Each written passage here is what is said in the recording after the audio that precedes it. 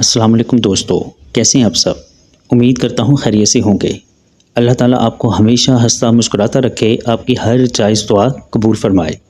اللہ آپ کو تمام دکھ تکلیف اور پریشانیوں سے محفوظ رکھے اور کبھی بھی کسی کا محتاج نہ کرے۔ Welcome to my channel Naseer center voice. تمام ویڈیو اپڈیٹس کے لیے نصیر سینٹر وائس کو سبسکرائب کر کے بیل نوٹیفیکیشن کو آن کر دیں، اور اگر آپ کو میری یہ ویڈیو پسند آئے تو ساتھ میں موجود لائک کے بٹن کو بھی پریس کر دیں۔ بہت شکریہ دوستو، بڑھتے ہیں آج کی سٹوری کی طرف۔ جنات اور انسان اللہ کی بنائی ہوئی مخلوقات میں سے ہیں۔ دنیا میں ان کی تعداد ہم انسانوں سے کہیں زیادہ ہے۔ کہتے ہیں ان کی دنیا اور ہماری دنیا میں ایک پردہ حائل ہے۔ اللہ پاک نے ان کو ہماری نظروں سے اوجھل کر دیا ہے، لیکن کبھی کبھی یہ اس پردے کو پار کر کے یہ ہم پر ظاہر ہوتے ہیں۔ یہ تجربہ بہت سے لوگوں کا ہے۔ بہت سی کہانیاں ہیں۔ یہ بھی ایک ایسی ہی کہانی ہے جو آج ہم آپ کو سنانے جا رہے ہیں۔ ہمارے ایک دوست ہیں جو حیدرآباد میں رہائش پذیر تھے، گورنمنٹ کے اعلیٰ عہدے پر فائز تھے، کراچی اکثر آنا جانا رہتا تھا۔ ان کے بیٹے بلال کا ایڈمیشن NED یونیورسٹی میں ہوا تھا۔ وہ کچھ عرصہ ہاسٹل میں رہا، لیکن وہاں کا ماحول اس کو پسند نہ آیا۔ پھر یہی طے ہوا کہ کراچی میں فلیٹ خریدا جائے، سب کے لیے آسانی بھی ہو جائے گی، آنا جانا تو رہتا ہی تھا۔ اس زمانے میں گلستان جوہر نیا آباد ہو رہا تھا۔ یونیورسٹی یہاں سے قریب پڑتی تھی، اسی لیے ایک نئی اسکیم میں فلیٹ لیا گیا اور اس کو فرنش کیا گیا۔ اس پوری بلڈنگ میں 6 فلیٹ تھے، جن میں سے 2 ہی آباد تھے۔ بلال نے دوسری منزل کو آباد کیا تھا۔ بلال کے اوپر والے فلیٹ میں بھی لوگ رہتے تھے، باقی تمام فلیٹ خالی تھے۔ بلال ایک پڑھاکو لڑکا تھا۔ پڑھائی کے علاوہ ایک شوق اور بھی تھا، اور وہ تھا کھانا پکانا۔ وہ کئی ڈشز بنا لیتا تھا، اسی لیے گھر والوں کو زیادہ فکر نہیں تھی۔ 2 دن تو شیخ صاحب اور ان کی بیگم آ کر رکے۔ جمعرات کے دن وہ لوگ واپس چلے گئے اور بلال یونیورسٹی چلا گیا۔ 3 بجے کے قریب تھکا ہارا گھر میں داخل ہوا۔ فریج کھول کر دیکھا تو کھانا رکھا ہوا تھا۔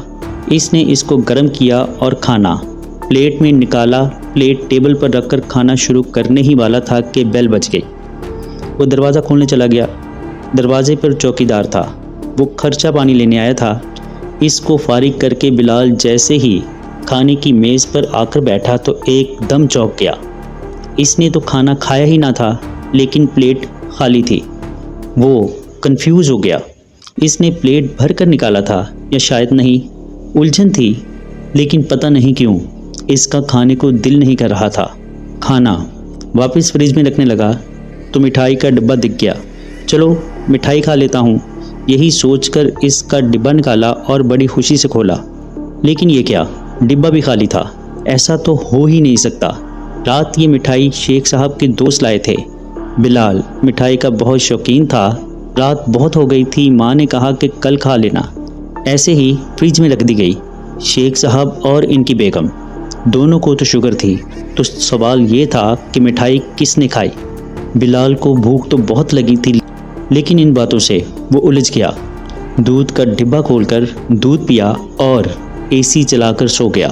فی الوقت تھکان بہت زیادہ تھی، لیٹتے ہی نیند کا غلبہ آ گیا۔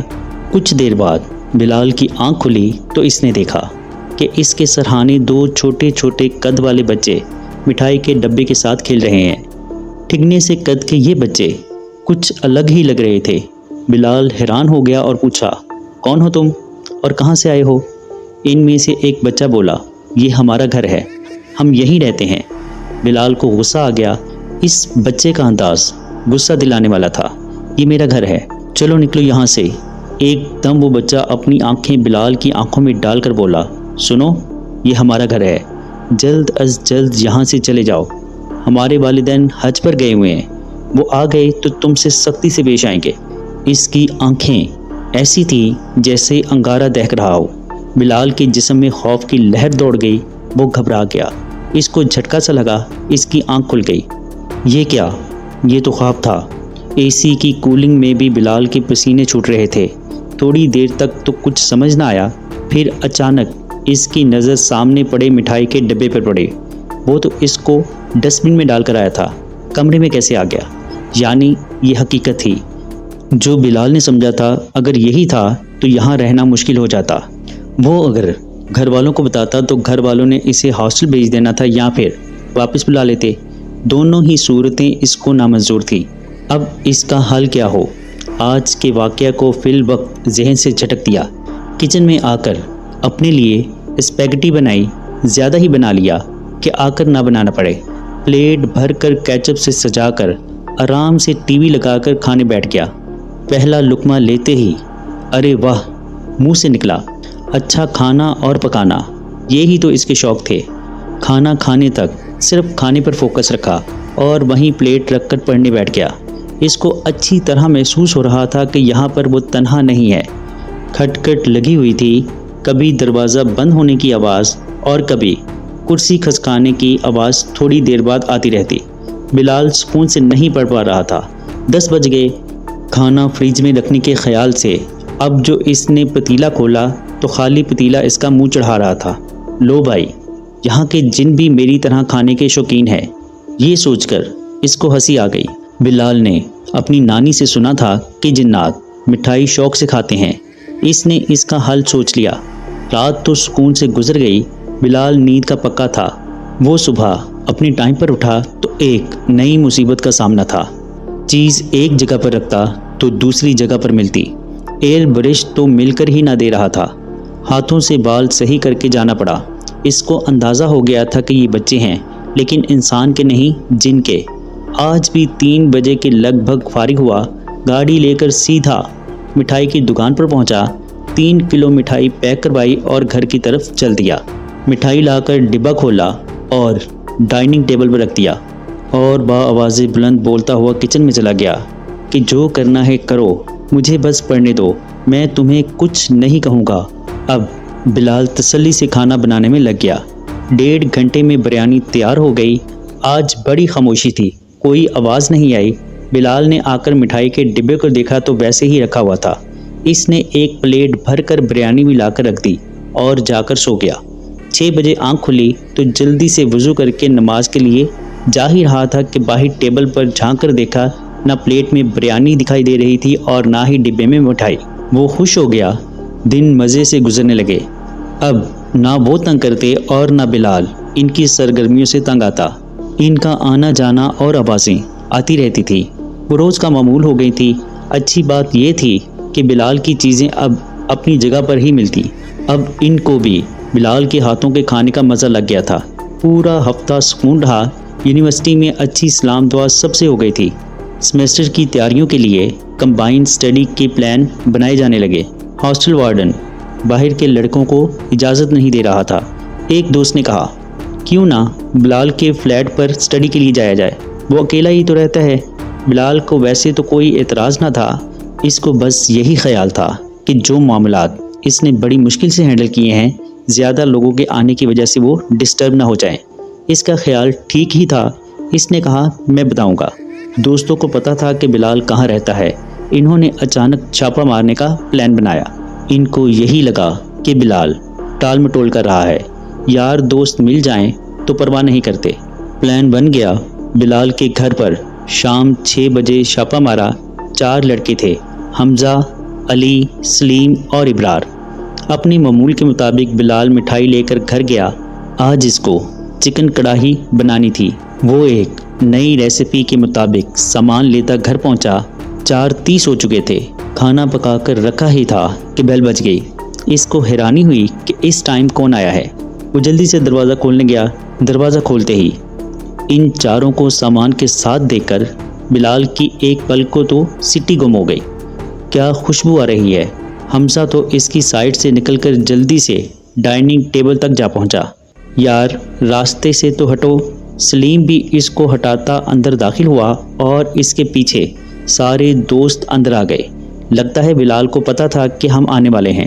سلیم جائزہ لیتے ہوئے بولا تم میں سے کس نے ہمارا سرپرائز خراب کیا ہے؟ علی شک کے انداز میں پوچھنے لگا۔ سب نے حمزہ کو دیکھا۔ حمزہ نے تو منہ میں گلاب جامن بھر لیا تھا، اس سے بولا تو نہ گیا، بس نفی میں گردن ہلا دی۔ ارے چھوڑو، پہلے پیٹ پوجا پھر کوئی کام دوجا۔ تو کرسی کھینچ کر بیٹھ گیا۔ جا سلیم تو نان لے آ، سلیم تو پہلے ہی ہاتھ پاٹ کھول چکا تھا۔ بلال نے سب انتظام کیا ہوا تھا، شروع ہو جاؤ۔ بلال کو تو ان لوگوں نے کچھ بولنے کا موقع ہی نہ دیا اور کھانے پر ٹوٹ پڑے۔ بلال بے بسی سے دیکھتا رہ گیا۔ کیا بتاتا ان کو کہ یہ کھانا مٹھائی ان کے لیے نہیں تھا۔ وہ ایسی کوئی بات بولنا بھی نہیں چاہتا تھا۔ اسی مذاق کے ماحول میں کھانا کھایا گیا۔ بلال نے سوچ لیا تھا کہ ان لوگوں کے جاتے ہی مزید مٹھائی اور کھانا لے آئے گا۔ بلال کو دھڑکا لگا ہوا تھا۔ کھانا کھا کر وہ لوگ وہیں کتابیں کھول کر پڑھنے بیٹھ گئے۔ بلال بھی پڑھائی میں لگ گیا۔ کب رات کے 2 بج گئے پتہ ہی نہ چلا۔ بلال بستر کہاں ہے؟ میں لگا کر آتا ہوں، سلیم نے بلال سے پوچھا۔ بلال اب کیا بولتا۔ بیڈ روم میں آ کر اے سی آن کیا اور بستر لگا دیے گئے۔ ٹھنڈا کمرہ دیکھ کر سب کتابیں اٹھائے اندر آ گئے اور پڑھنے میں مشغول ہو گئے۔ بلال کا بھی دھیان بٹ گیا، وہ بھی سنجیدگی سے پڑھنے لگا۔ یار ابھی یہ پورا ٹاپک کور کرنا ہے، تھکے تھکے انداز میں ابرار بولا۔ چائے کی بھی بہت طلب ہو رہی ہے۔ سوال یہ تھا کہ بنائے گا کون؟ فیصلہ یہ ہوا کہ جس نے کہا ہے وہی بنائے گا۔ ابرار بلال سے سامان پوچھ کر کچن میں داخل ہوا۔ ایک چھوٹے سے قد کا بچہ فریج میں سے کچھ نکال رہا تھا۔ ابرار کو سخت حیرت ہوئی۔ اس نے سخت لہجے میں پوچھا، کون ہو تم؟ اس بچے نے کوئی جواب نہیں دیا۔ اب ابرار نے تھوڑا ڈپٹ کر پوچھا تو اس بچے نے جو پلٹ کر ابرار کو دیکھا، اس کی آنکھوں سے شرارے نکل رہے تھے۔ ابرار کی حالت غیر ہو گئی۔ اس نے باہر بھاگنا چاہا، باہر کا دروازہ کھل کر نہ دے رہا تھا۔ وہ پلٹ کر تیزی کے ساتھ بیڈ روم میں جا کر ان سب کے بیچ میں جا کر دھپ سے گر گیا۔ کیا ہوا؟ ارے کتابوں سے تو ہٹو۔ ابرار کی تو سانسیں جیسے پوری طرح پھول چکی تھی۔ ٹوٹے پھوٹے لہجے میں بس اتنا بول پایا، وہاں بچہ ہے۔ کون سا بچہ؟ سب نے بلال کی طرف سوالیہ نظروں سے دیکھا۔ بلال نے سر پکڑ لیا، یعنی جس کا ڈر تھا وہی ہوا۔ تم بچے سے ڈر گئے؟ ابے یار، حمزہ لاپرواہی سے بولا، وہ جن کا بچہ ہے۔ آخر کار بلال کو بولنا پڑا۔ کیا؟ اب تو سب ہڑبڑا گئے۔ یار بلال مذاق نہ کر، علی سنجیدگی سے کہنے لگا۔ حمزہ کی تو آنکھیں پھٹ گئی، بیڈ پر پاؤں اوپر کر کے بیٹھ گیا جیسے جن بیڈ کے نیچے ہی ہے۔ سلیم کمرے میں موجود واش روم میں تھا، اس کو تو کچھ پتہ ہی نہ تھا۔ بلال بولا، یار وہ جن کے بچے ہیں، تم لوگوں نے ان کا کھانا کھا لیا۔ سب لوگ نہ سمجھی سے بلال کو دیکھ رہے تھے۔ بلال پوری بات بتاؤ، ابرار سنجیدگی سے کہنے لگا۔ ابھی بلال نے بتانا شروع ہی کیا تھا کہ واش روم سے سلیم کے چیخنے کی آوازیں آنے لگی۔ سب کے سب سٹ پٹا گئے۔ دروازہ کھولنا چاہا، واش روم کا دروازہ کھل کر نہ دے رہا تھا اور نہ ہی اندر سے کھل رہا تھا۔ سلیم کی چیخیں رکی تو بلال کو یاد آیا کہ واش روم کی چابی دراز میں ہے۔ اس نے جلدی سے چابی دراز سے نکال کر لاک کھولا۔ مل کر سب نے سلیم کو باہر نکالا تو سلیم اپنے دونوں گالوں پر ہاتھ رکھے ہکا بکا تھا۔ اس کے گال لال ہو رہے تھے۔ اس کو کسی نے رکھ کر تماچے مارے۔ اس کی حالت دیکھ کر سب خوفزدہ ہو گئے۔ بلال ایسا کچھ مسئلہ تھا تو تم بتا دیتے، علی سنجیدگی سے بولا۔ یار تم لوگوں نے موقع ہی کب دیا؟ بات یہ ہے کہ اب کیا جائے؟ حمزہ سنجیدگی سے کہنے لگا۔ بلال اب تو ہمیں یہاں سے باہر نکالو، سلیم حتمی لہجے میں بولا۔ اچھا تم لوگ تھوڑا سا سکون کرو، میں کچھ کرتا ہوں۔ ابھی یہ باہر جانے کا ارادہ کر ہی رہے تھے کہ باہر سے دڑام دڑام عجیب آوازیں آنے لگی۔ اب تو یہ سب چپ کر کے بیٹھ گئے۔ کوئی حل نہ تھا اس کا۔ یہ پچھتا رہے تھے کہ آخر یہاں آئے ہی کیوں۔ پڑھائی تو خاک ہوئی، جو پڑھا تھا وہ بھی بھول گئے۔ کبھی دروازہ بند ہونے کی آواز، کبھی کچن میں کچھ گرنے کی آواز اور کبھی تو ان کے کمرے کا دروازہ بھی زور زور سے بج رہا ہو۔ رات آنکھوں میں کٹی۔ اگر وہ آپس میں کوئی بات کرنا چاہتے تو آوازیں اور بڑھ جاتی، اس لیے خاموشی سے ایک دوسرے کو دیکھتے صورتیں پڑھتے رات گزری۔ فجر کی اذانوں پر کچھ شور تھما اور روشنی پھیلتے پھیلتے آوازوں کا سلسلہ بھی بند ہو گیا۔ ان چاروں کے ساتھ ساتھ بلال نے بھی بیگ تیار کر لیا اور سب باہر کی جانب بھاگے۔ پورے لاؤنج میں ہر چیز بکھری ہوئی تھی۔ سب دوست فوراً فلیٹ سے باہر نکل گئے۔ بلال تو سیدھا حیدرآباد جا پہنچا۔ گھر والوں کو جب ساری بات پتہ چلی تو بہت ڈانٹ پڑی۔ باقی چاروں کو تو ایک ہفتے تک بخار چڑھا رہا۔ شیخ صاحب نے وہ فلیٹ بیچ دیا اور بلال نے اپنی تعلیم ہاسٹل میں رہ کر پوری کی۔